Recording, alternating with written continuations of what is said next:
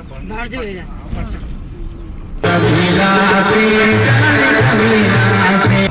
इसलिए नारद जी क्या कहते हैं, कभी क्षमा जी मैं भूले तेरी आँखों को, आज जनी हो से संभाली या खोली किले।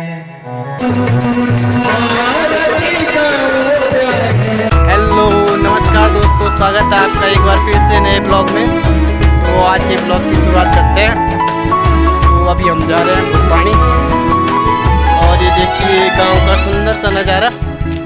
ये हमारे साथ में कुछ लोग जा रहे हैं, और ये हमारे भाई लोग। पानी में कल से श्रीमद् भागवत कथा का आयोजन है, तो अभी हम जा रहे हैं कथा का श्रवण करने के लिए। और अभी हमको पैदल बहुत आगे जाना है। ये रोड आप देख सकते हैं, और सामने आप देख सकते हैं हमारा गांव पीपली। नीचे ये धारकोट गांव, यहाँ पर पूजा हो रही है, और उसके नीचे थोड़े आगे भी बहुत सारे गांव दिख रहे हैं हमको। और ये देखिए हमारे गांव के खेत हैं। तो दोस्तों हम काफ़ी आगे पहुंच चुके हैं। ये है सामने ताल गाँव, पानी भी यहाँ से दिख रहा है हल्का फुल्का। बस यहाँ पे श्रीमद् भागवत कथा हो रही है। वो जगह यहाँ से अभी दिख नहीं रही, आगे से दिखेगी। वो अभी काफ़ी आगे जाना है, और सामने दिख रहा है पानी, मतलब यहाँ से 1-2 किलोमीटर होगा भी। हमारे साथ में जो आए थे वो तो चले गए गाड़ी में, और हम जा रहे हैं यहाँ पैदल। तो दोस्तों काफ़ी देर बारिश में भीगने के बाद अब हम पहुंच चुके हैं भुरपानी। ये सामने दिख रहा है छोटा सा गांव। ये सराठी दिव्यांशु चमोदी ये पीछे से पत्थर मार रहा है। और ये है श्रीमद् भागवत कथा का पंडाल, और ये गेट आप लोग यहाँ पे देख सकते हैं। और यहाँ पे सारी व्यवस्था हो रही है पूरी।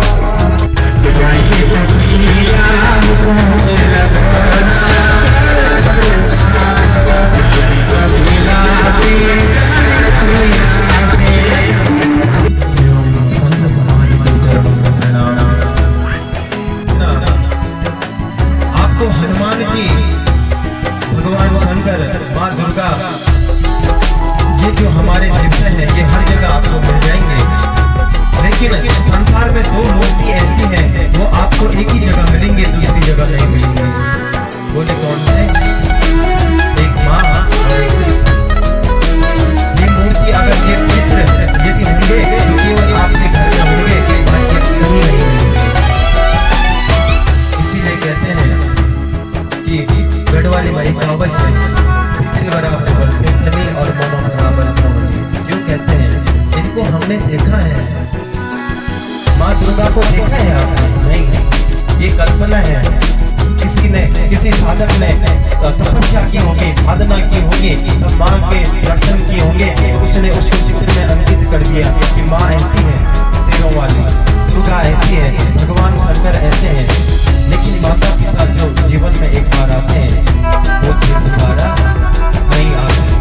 इसलिए नारद जी क्या कहते हैं, कभी क्षमा जी मैं भूले तेरी आँखों को, आज जनी हो से संभाली या खोली किले।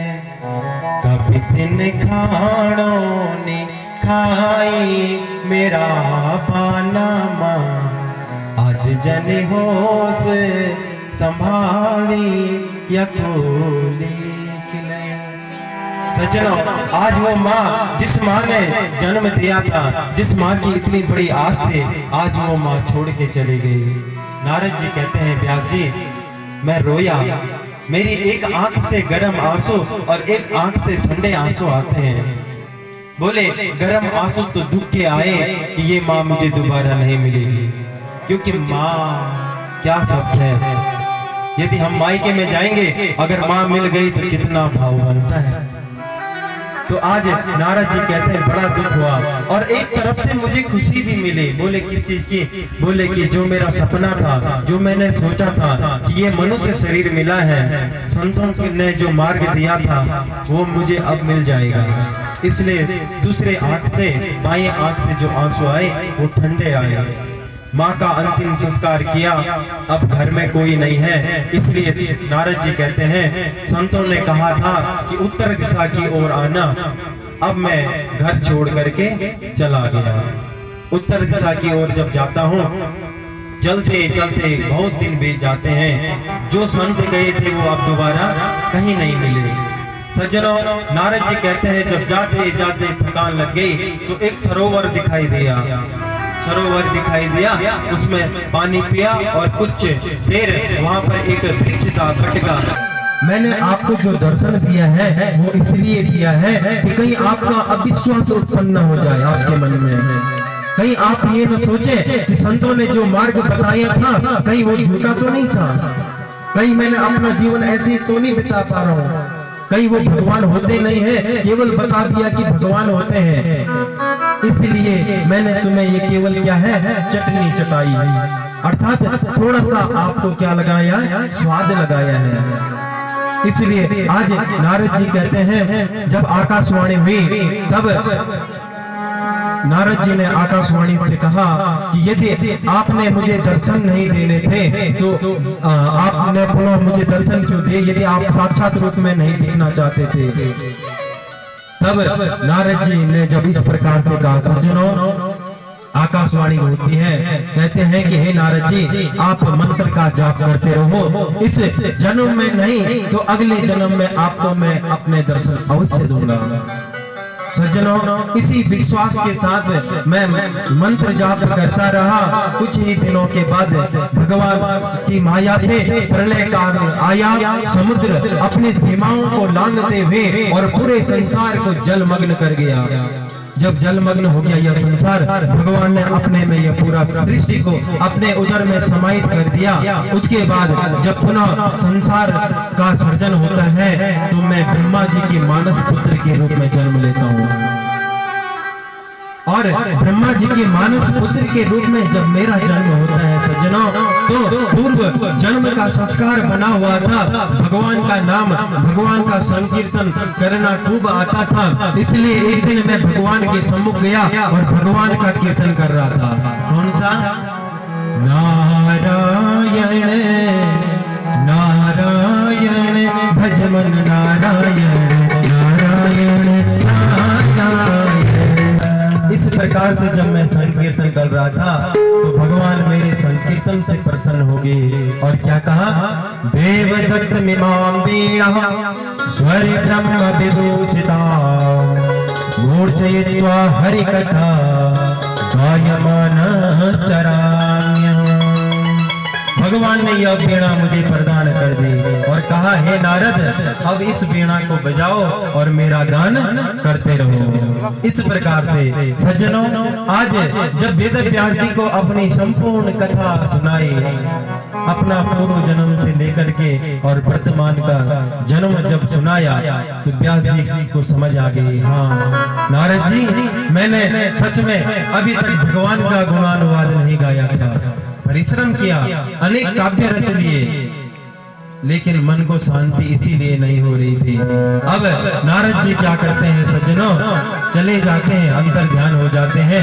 इधर वेद व्यास जी सुंदर सरस्वती नदी में स्नान करते हैं और स्नान करने के बाद अपनी कुटिया सम्या प्राशकुटिर नाम, अपनी कुटिया में आकर के ध्यान मग्न हो जाते हैं। अब भागवत की भागीरथी प्रभावित होने लगी, भगवान का गुणानुवाद व्यास जी गाने लगे और गाते गाते इधर भगवान का गुणानुवाद गा रहे हैं, गणेश जी उनको लिखने लगे और भगवान की व्यास जी बोल रहे हैं, गणेश जी लिख रहे हैं और लिखते लिखते बोलते बोलते और 18,000 श्लोकों की यह पावन ग्रंथ, यह पावन संहिता क्या होगी, बन करके तैयार हो गई। बोले भागवत महापुराण की। अब जैसे ही भागवत जी के दर्शन वेद व्यास जी ने किए तो बड़े आनंदित होते हैं और मन में विचार करते हैं, यह क्या है, यह ग्रंथ, यह जो ग्रंथ है यह कोई साधारण नहीं है और इसके लिए कोई साधारण श्रोता नहीं, इसके लिए कोई साधारण वक्ता नहीं चाहिए। इसलिए वो कहते हैं कि किसको दूं यह ज्ञान, तब उनको ध्यान आता है। ऐसा परम बैरागी जो जन्म से ही विरक्त होकर के वन की ओर चला गया था, वो है मेरा पुत्र कौन? सुखदेव। लेकिन ढूंढूं कहाँ उसे, कहाँ मिलेगा वो? तब वो क्या करते हैं वेदव्यास जी, अपने 2-4 शिष्यों को बुला करके और भागवत जी के 1-2 श्लोक उनको याद करवा देते हैं। और कौन से श्लोक? पहला श्लोक ये है, वरापेडम नटवर वपु कर्णयो कर्णिकारा विप्रद्वासः कनक कपिता वैजयन्तीं च माला रंध्रान वेणो रदर सुदया पूरयन् गोपवृन्दे वृन्दारण्यं स्वपदरमण प्राविशत् गीत कीर्ति। अब वो जो शिष्य थे इस श्लोक को गाते गाते जंगल में जा रहे थे। अचानक जहाँ एक जगह पर जहाँ सुखदेव जी महाराज ध्यान में बैठे हुए थे, उनके कानों में यह श्लोक पड़ जाता है।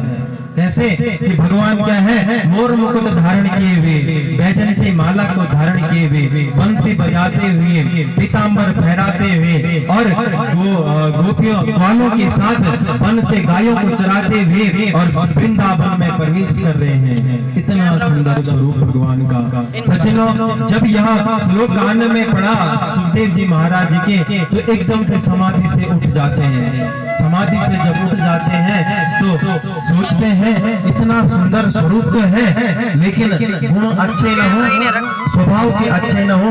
क्योंकि संसार में बहुत सारे लोग ऐसे होते हैं कि दिखने में बड़े सुंदर होते हैं लेकिन स्वभाव उनका अच्छा नहीं होता है। हाँ, तो इसलिए आज सुखदेव जी ने सोचा कि छवि तो बड़ी सुंदर है, लेकिन स्वभाव यदि अच्छा नहीं हुआ तो तब तक दूसरा जो शिष्य होता है वो दूसरा श्लोक गा उठता है। और कौन सा? अहो बकीयम स्तन कालकोटम जिघांसया पाय यदा प्रसाद्वी लेवे गतिं धात्री चितां ततोन्यं तं वा दयालु शरणं व्रजेम। लेवे गतिं धात्री चितां ततोन्यं तं वा दयालु शरणं व्रजेम। अहो बकीयम, बकी नाम किसका है? पूतना का। ये बकासुर की बहन थी। और इस पूतना ने क्या किया था, इसने जब भगवान गोकुल में चले गए थे तो इसने अपने स्तनों पे कालकूट विष लगा करके और भगवान को मारने के लिए गई थी। आगे कथा आएगी 5वें दिन। हाँ, तो ये क्या करते हैं, स्तनों में कालकूट विष लगा करके और भगवान को मारने के लिए जाते हैं। लेकिन जब भगवान ने इसका वध किया तो कौन सी गति थी? बोली धात्रिचित गति प्रदान करी। अर्थात जो 105 वर्ष बाद अपनी माता को जो गति देनी थी वो गति इस पूतना को दे दी थी। ऐसे दयालु है। कम वा दयालु शरणं व्रजे के साथ और सीधे बद्रीनाथ आते हैं। सज्जनों, जहाँ वेदव्यास जी की गुफा है वहाँ पर वेदव्यास जी बैठे हुए थे। जैसे ही अपने पुत्र सुखदेव जी को आते देखा तो तुरंत गले से लगा दिया। ऐसा बैरागी जो जन्म लेते ही वन को चला गया था। मैं चिल्लाता रहा कि बेटा रुको, बेटा रुको, लेकिन नहीं माने। ऐसे पुत्र का जब दर्शन किया तो वेदव्यास जी बड़े प्रसन्न होते हैं, तुरंत गले लगाते हैं और कहते हैं कि धन्य है भगवान की गुणानुवाद कि जो विरक्त पुत्र मेरा वन को चला गया था आज वो मेरे पास आ गया। बोले भागवत महापुराण की। सज्जनों, अब वेदव्यास जी ने संपूर्ण भागवत का ज्ञान श्री सुखदेव जी महाराज जी को दिया। सुखदेव जी महाराज जी ने यह ज्ञान अर्जित किया और समय आने पर एक दिन उन्होंने गंगा के तट सुखताल में परीक्षित जी महाराज जी को यह कथा श्रवण कराई थी। सूत जी महाराज जी से शौनकादिक से प्रश्न करते हैं, हे सूत जी महाराज, जो ये भागवत कथा सुखदेव जी महाराज जी ने परीक्षित को सुनाई, यह गंगा के तट पर क्यों सुनाई और परीक्षित को ही सुखदेव जी ने अपना श्रोता क्यों बनाया, कृपया करके हमें पूरी कथा विस्तार से सुनाइए। तब सूत जी महाराज जी कहते हैं कि हे ऋषियों, जिस वंश में, जिस घर में कोई भक्त बालक जन्म लेता है तो वो कुल धन्य हो जाता है, वो वंश धन्य हो जाता है। और सबसे पहले मैं आपको परीक्षित जी का चरित्र सुनाऊं, उससे पहले आप क्या करो, उनके वंश का चरित्र सुनो, तब आपको आनंद आएगा। क्योंकि वो क्या है, वह घड़ी धन्य है जो सत्संग में बीते, वो धन धन्य है जो दान में व्यय हो, वह कुल धन्य है जहाँ भक्त प्रकट हो। कहने का भाव यह है कि वही घड़ी धन्य है जो हम भगवान के लिए दे देते हैं। चाहे आप सुबह 5 मिनट भगवान के लिए भगवान के मंदिर में बैठते हैं तो उतनी घड़ी धन्य हो जाती है।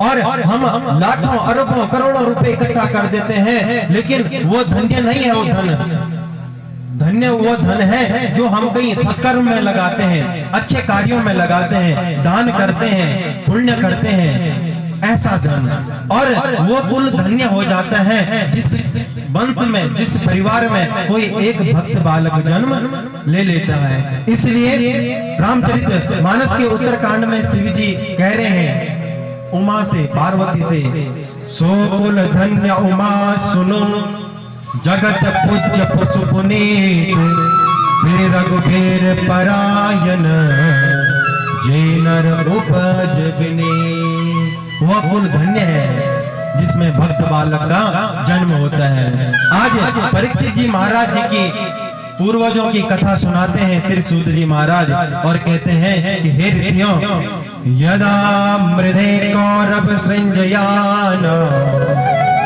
वीरे स्वतो वीर गतिं गते।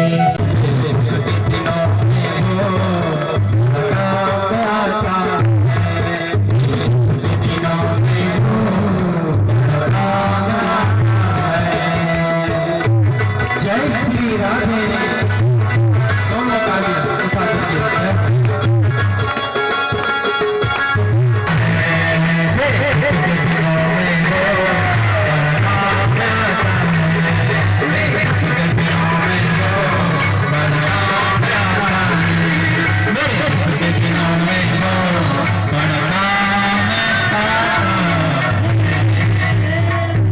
बोले भक्त वत्सल भगवान की।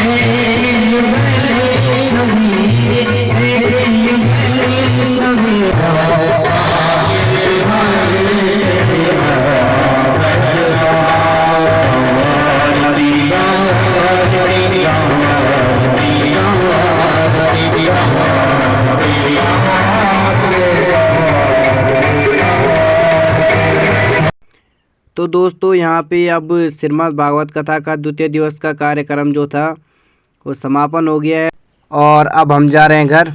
गाड़ी भी हमको मिल चुकी है तो बारिश से भीगना नहीं पड़ेगा, क्योंकि मौसम आप लोग देख सकते हैं पूरा कोहरा लगा है। अगर पैदल आते तो शायद बारिश से भीग जाते, तो धन्यवाद करेंगे गाड़ी वालों का जो कि हमें छोड़ने के लिए आ रहे हैं। और ये सामने आप लोग देख सकते हैं कि मतलब जो हमारा गांव है वो भी पूरा कोहरे से ढक चुका है। गांव भी नहीं दिख रहा, कोहरा इतना खतरनाक लगा हुआ है। तो दोस्तों फाइनली हम घर में पहुंच चुके हैं और अगर थोड़ी देर हो जाती तो क्या पता बारिश आ जाती। आप मौसम देख सकते हैं, पूरा कोहरा लगा है, इधर कुछ दिखाई भी नहीं दे रहा है। तो आज के ब्लॉग को अब यहीं पे समाप्त करते हैं। बहुत जल्द मुलाकात होगी एक नए ब्लॉग में।